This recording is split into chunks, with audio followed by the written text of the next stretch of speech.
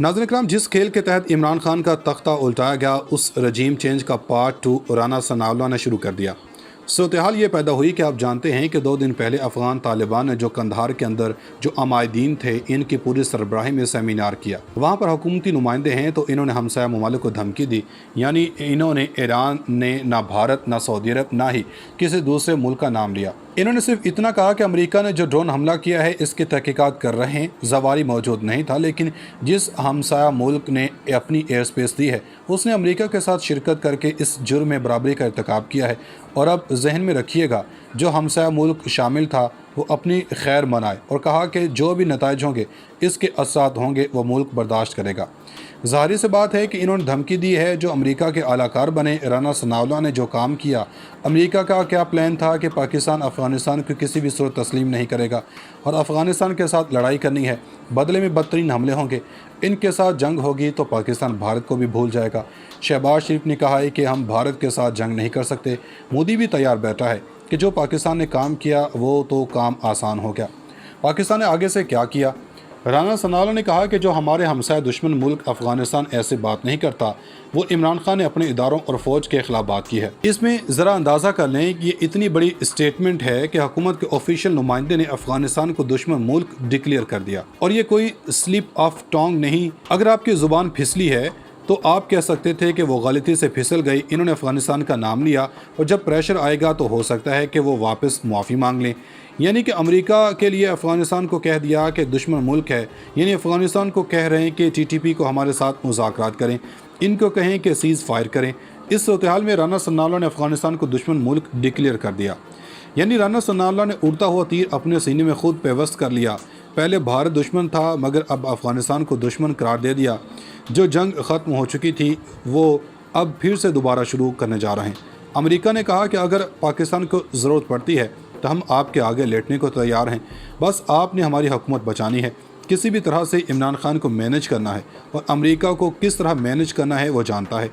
अब इन लोगों ने अमेरिका को अफ़गानिस्तान पर हमलों के लिए अपनी आवाम का माइंड बना रहे हैं कि असल में अफ़गानिस्तान हमारे दुश्मन मुल्क हैं। एक वक्त था ज़िया उल हक़ कहते थे कि वो हमारे भाई हैं, लेकिन ये कह रहे हैं कि नहीं, ये दुश्मन मुल्क हैं। अफ़गान हुकूमत भी इस मामले को देख रही है कि किस मुल्क ने हमारे साथ गद्दारी की और अड्डे दिए।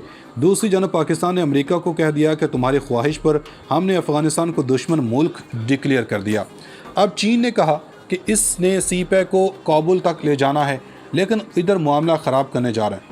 रूस भी अनकरीब अफ़गानिस्तान को तस्लीम करने जा रहा है। हमारा एक बॉर्डर है जहाँ पर बाड़ लगाई थी, वहाँ से दुश्मन नहीं आते थे। पाकिस्तान को तो कोई मसला ही नहीं था। भारत के बाद अब अफ़गानिस्तान भी दुश्मन बन चुका है। वो लड़ाई शुरू हो चुकी है। अफ़गानिस्तान में बर्बादी पाकिस्तान की बर्बादी बन सकती है। अटक तक का इलाका है वो तो ड्यूरेंट लाइन की वजह से है, वरना वो तो मानते ही नहीं हैं। वो तो कहते हैं इस लाइन को ख़त्म करें, और आप इमेजिन कर लें कि वो कहाँ पर खड़े हैं। इन लोगों को कोई शर्म आती है?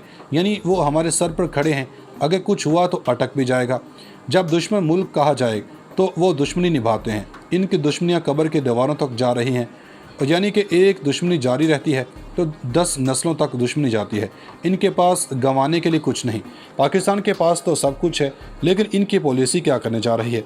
इनके पास गंवाने के लिए कुछ नहीं है। यहाँ हमारे पास गंवाने के लिए बहुत कुछ है। अगर इन्होंने टीटीपी को कह दिया कि पाकिस्तान पर हमले करें तो क्या हम संभालेंगे? सारी की सारी फॉरेन पॉलिसी का जनाजा निकाल दिया, अफ़गानिस्तान को डिक्लेयर कर दिया दुश्मन मुल्क। अगर इन्होंने अटक का इलाका वापस लेने की बात कर दी तो क्या होगा? अगर दुश्मन मुल्क है तो 40 लाख लोग इनके पाकिस्तान में हैं। अंदाज़ा कर लें कि इस वक्त मुल्क में वो लोग बैठे हैं जो अमेरिका के आगे लेट चुके हैं। यानी अब ये कह रहे हैं कि जो अमेरिका का दुश्मन है वो हमारा दुश्मन है। यानी अब हम अमेरिका के नीचे लेट चुके हैं। अब आप अमेरिकी कैंप में चले गए तो ये करना होगा, वरना चीन, रूस, तुर्की और सऊदी अरब वाले ब्लॉक में पाकिस्तान कप्तान लेकर जा रहा था तो इनको मौत पड़ रही थी। आने वाले वक्त में राना सनाउल्लाह के इस बयान की वजह क्या होने जा रहा वो आने वाले वक्त ही बताएगा, लेकिन इससे पहले ये बात तो तय हो गई है कि अफ़गानिस्तान इस बात का रद्द-ए-अमल ज़रूर देगा। नाज़रीन इकराम, इस वक्त पाकिस्तान तहरीक-ए-इंसाफ या फिर बिलखसूस इमरान खान के मुक़्तदर हलकों के साथ ताल्लुकात एक ऐसे दोराहे पर हैं जो कि शायद अब पॉइंट ऑफ नो रिटर्न पर चले जाएँ। बहुत से खैरखा, बहुत से दोस्त और बहुत से ऐसे लोग जो इन दोनों फ़रीक़ैन का भला चाहते हैं वो इस वक्त मैदान में तो हैं, मगर बेहतरी की कोई उम्मीद नज़र नहीं आ रही। कोई इंडिकेटर्स नज़र नहीं आ रहे कि आने वाले दिनों में हालात बेहतर हो सकते हैं। इस सब के अंदर एक बड़ा दावा सामने आया जो बड़ा अलार्मिंग है। मुक़्तदर हलकों और इमरान खान के दरमियान एक सीक्रेट गुफ्तगू इस वक्त ना सिर्फ मंजर आम पर आ चुकी है और इसमें किस तरह से इल्ज़ामात की बारिश हुई है, इस हवाले से बड़े तहलका-खेज़ इंकशाफात सामने आए हैं और मज़ीद चीज़ें क्लियर होती जा रही हैं कि जिस तरह आज तहरीक इंसाफ और न्यूट्रल्स और मुक़्तदर हलके भी जो भी नाम दे लें, वो जिस नहज पर पहुँचे हैं, इस नहज पर वो कौन से अवामिल थे, इन सब के अंदर एक नया तूफ़ान खड़ा हुआ। जिस तरह नजम सेठी ने मुक़्तदर हलकों के हवाले से बड़ी बात कर दी। इनका बयान जो सामने आया, पहले इसके बारे में अपने नाज़रीन को बता देते हैं। जावेद चौधरी कहते हैं कि मुल्क में 6 माह से एक सवाल पैदा हुआ, मुक़्तदर हलकों और इमरान खान के दरमियान आखिर इशू क्या है। मैंने ये सवाल 4 माह में एक मुल्क की मुख्तलिफ शख्सियात के सामने रखा और इनके जवाबात से एक तस्वीर बनाई और वह तस्वीर सबके सामने रखना चाहता हूँ। ये तस्वीर इस वक्त 100% दुरुस्त है, इसका फ़ैसला अल्लाह के ज़ात ने करना है। ताहम जो सियासी हक़ाइक़ मेरे सामने आए हैं वो जूँ के तू हैं। और नजम सेठी ने बात की थी कि बनीगाला के अंदर मुक़्तदर हलकों का ताकतवर हलकों का पैगाम पहुँच दिया गया है।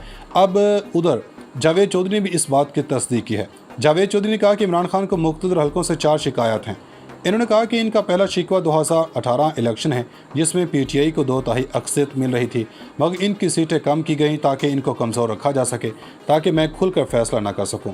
इन्होंने कहा है कि अपोजिशन और पीडीएम इकट्ठे हुए भी थे तो मुक़्तदर हलकों को मेरी हुकूमत बचानी चाहिए थी। इन्होंने खुद इकट्ठा किया था, लेकिन ये ऐन वक्त पर न्यूट्रल हो गए, जिसकी वजह से शुकूक व शुबहात ने जन्म लिया और मुल्क का बेड़ा गर्क हो गया। और चौथा शिकवा कि मुल्क में नए इंतखाबात चाहता हूँ, लेकिन ये लोग इम्पोर्टेड हुकूमत को सपोर्ट कर रहे हैं। इस वक्त ना सिर्फ मंजर आम पर आ चुकी है और इसमें किस तरह से इल्ज़ामात की बारिश हुई है, इस हवाले से बड़े तहलका-खेज़ इंकशाफात सामने आए हैं और मज़ीद चीज़ें क्लियर होती जा रही हैं कि जिस तरह आज तहरीक इंसाफ और न्यूट्रल्स और मुक़्तदर हलके भी जो भी नाम दे लें, वो जिस नहज पर पहुँचे हैं, इस नहज पर वो कौन से अवामिल थे, इन सब के अंदर एक नया तूफ़ान खड़ा हुआ। जिस तरह नजम सेठी ने मुक़्तदर हलकों के हवाले से बड़ी बात कर दी। इनका बयान जो सामने आया, पहले इसके बारे में अपने नाज़रीन को बता देते हैं।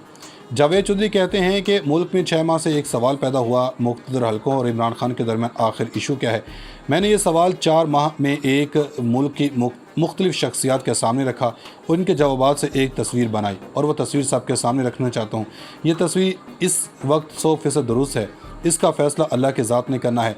ताहम जो सियासी हक़ाइक़ मेरे सामने आए हैं वो जूँ के तू हैं। और नजम सेठी ने बात की थी कि बनीगाला के अंदर मुक़्तदर हलकों का ताकतवर हलकों का पैगाम पहुँच दिया गया है।